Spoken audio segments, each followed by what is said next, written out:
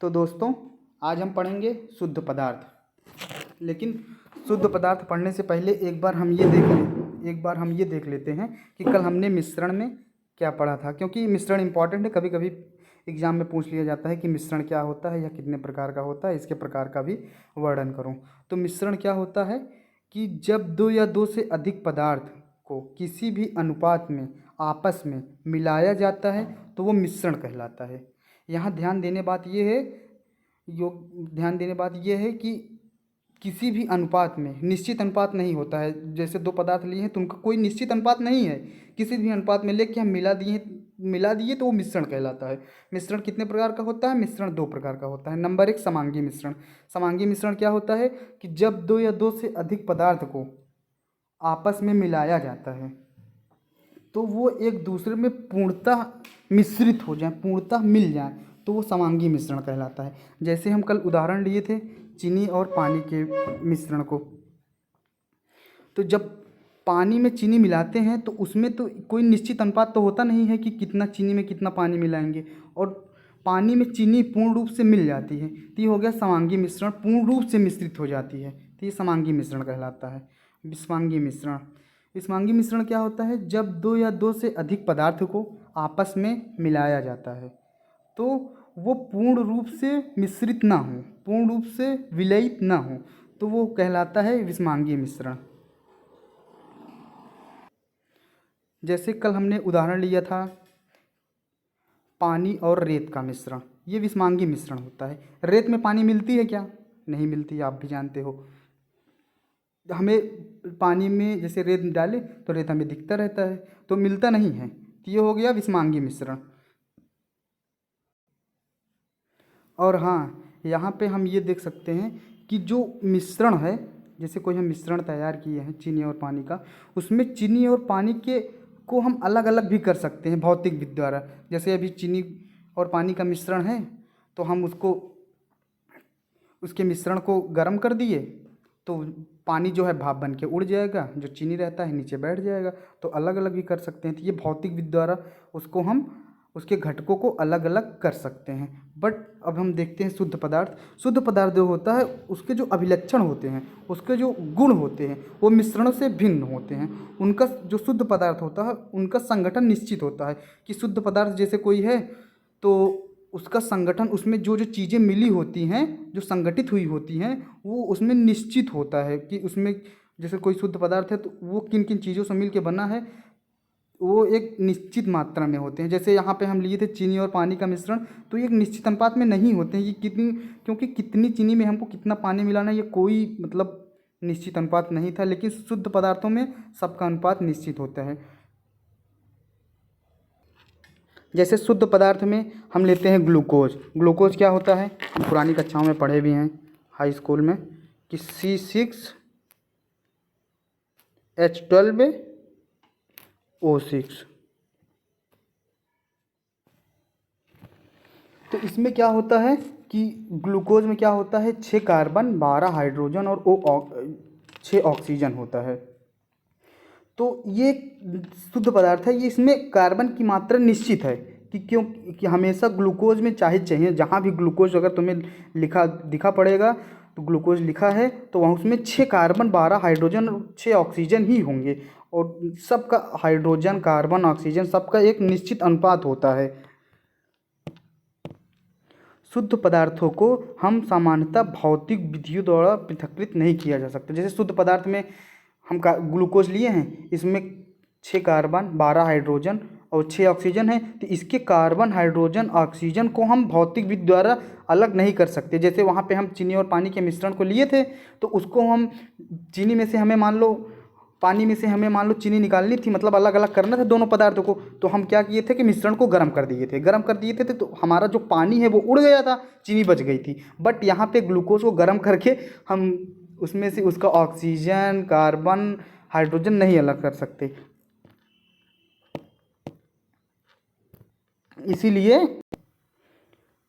इसीलिए हम जो शुद्ध पदार्थ है उसको दो भागों में बांटे कि इसमें तत्व और यौगिक। शुद्ध पदार्थ कितने प्रकार का होता है? तत्व और यौगिक, दो भागों में बटा।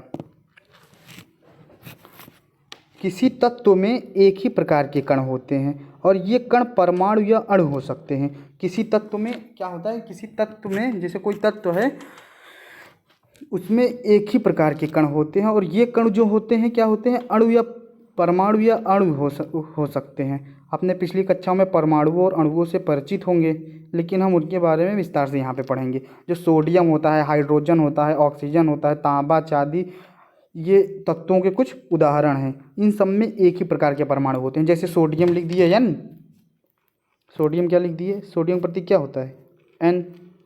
हाइड्रोजन सॉरी सोडियम लिख दिए N। तो ये क्या है, इसमें एकल परमाणु घटक है, ये इसमें एक ही परमाणु है N।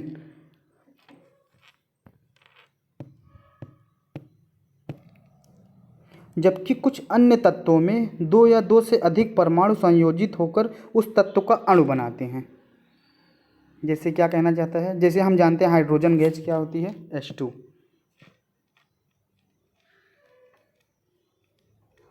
ये कैसे बना, हाइड्रोजन का दो परमाणु मिलके हाइड्रोजन का एक अणु बनाता है।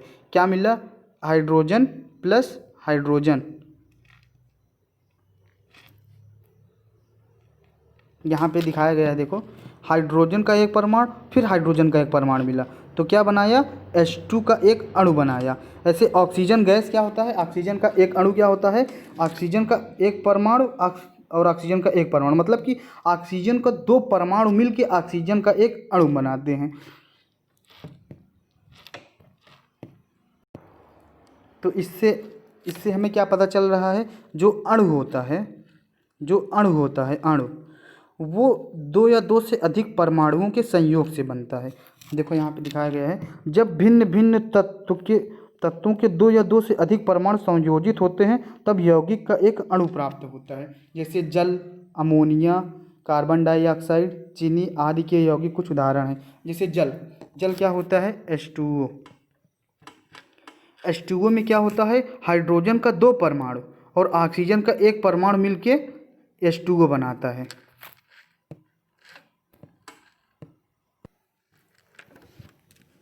जल के एक अणु में से दो हाइड्रोजन परमाणु और एक ऑक्सीजन परमाणु उपस्थित होते हैं। जल का एक अणु, जब जो H2O है ये जल का एक अणु है, जो H2O है ये जल का एक अणु है। इसमें कह रहा है कि हाइड्रोजन के दो परमाणु और ऑक्सीजन का एक परमाणु उपस्थित होते हैं। देखो हाइड्रोजन का दो परमाणु H प्लस O, हाइड्रोजन का दो परमाणु हुआ कि नहीं, एक परमाणु यहाँ पे एक परमाणु यहाँ पे, ऑक्सीजन का एक परमाणु मिलके तब ये H2O बनाया। तो वही ये कह रहा है कि दो हाइड्रोजन परमाणु और एक ऑक्सीजन परमाणु आपस में मिलके हाइड्रोजन जल का एक अणु बनाते हैं। इसी प्रकार कार्बन डाइऑक्साइड के अणु में ऑक्सीजन के दो परमाणु और कार्बन का एक परमाणु से संयोजित होते हैं। कार्बन डाइऑक्साइड में क्या होता है, जैसे यहाँ देखो मैं दिखा रहा हूँ CO2।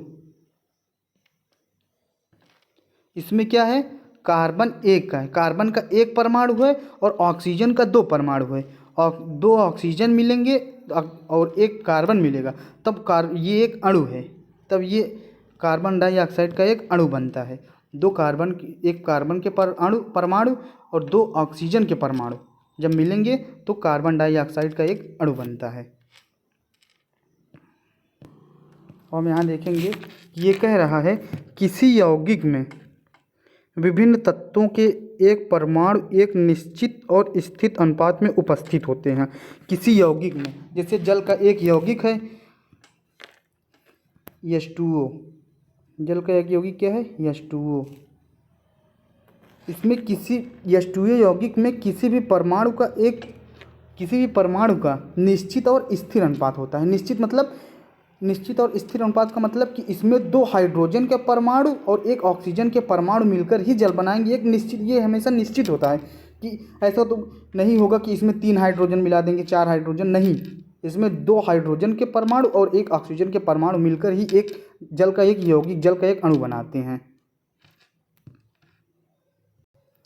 यह अनुपात ही किसी यौगिक का अभिलाक्षणिक गुण होता है। ये जो अनुपात है ये किसी यौगिक का विशेष गुण अभिलाक्षणिक गुण होता है। इसके साथ ही यौगिक के गुणधर्म उसके घटक तत्वों के गुणधर्मों से भिन्न होते हैं।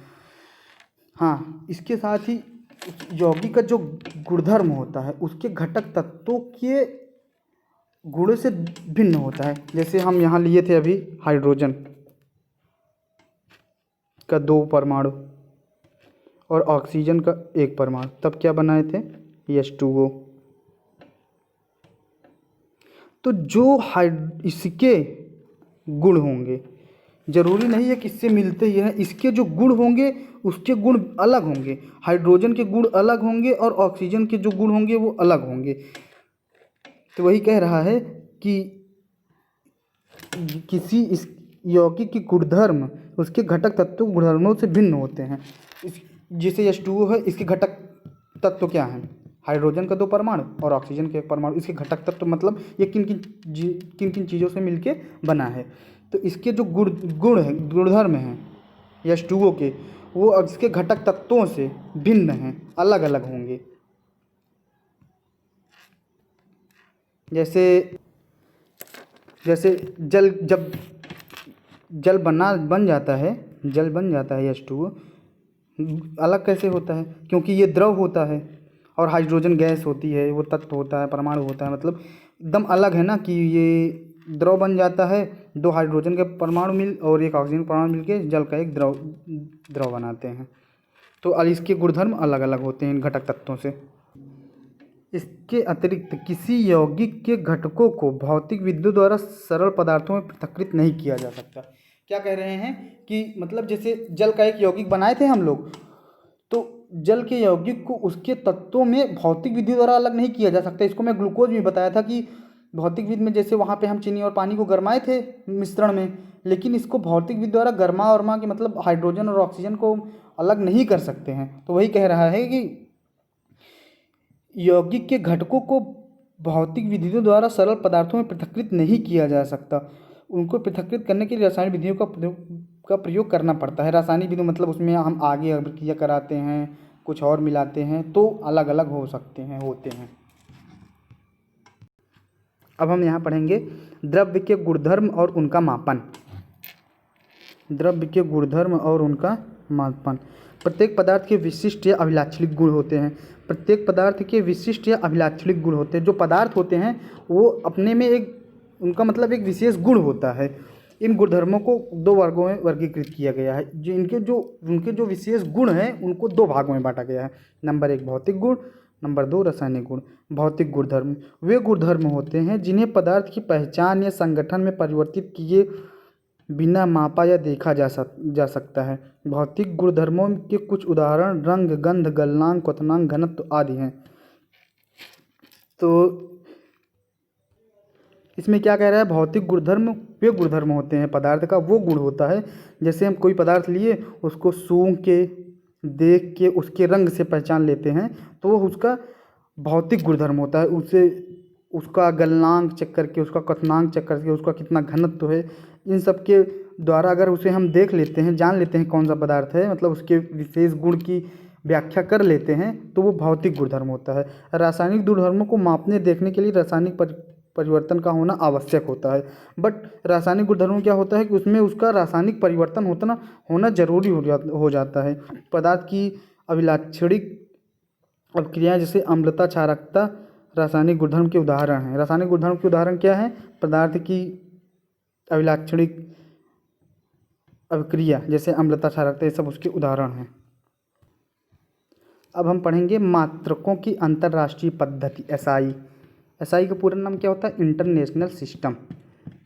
इसको हम पुरानी कक्षाओं में भी पढ़ चुके हैं। यहाँ हमारे देखो केमिस्ट्री में कुछ ज़्यादा है नहीं, केवल साथ साथ पढ़ते रहो, सब कुछ समझ में आता रहेगा। जहाँ ना समझ में आए आप मतलब हमसे पूछ सकते हैं हमारे ग्रुप से, हमारे व्हाट्सएप ग्रुप में।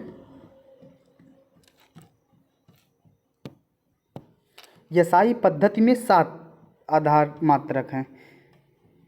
एसआई पद्धति में कितने मात्रक होते हैं? 7। बहुत ही इंपॉर्टेंट है, ये जान लो कि मतलब ये हर जगह रहता ही रहता है, मतलब इसका मात्रक जानना बहुत ही ज़रूरी है। तो एसआई पद्धति में कितने मात्रक होते हैं? 7 मात्रक होते हैं।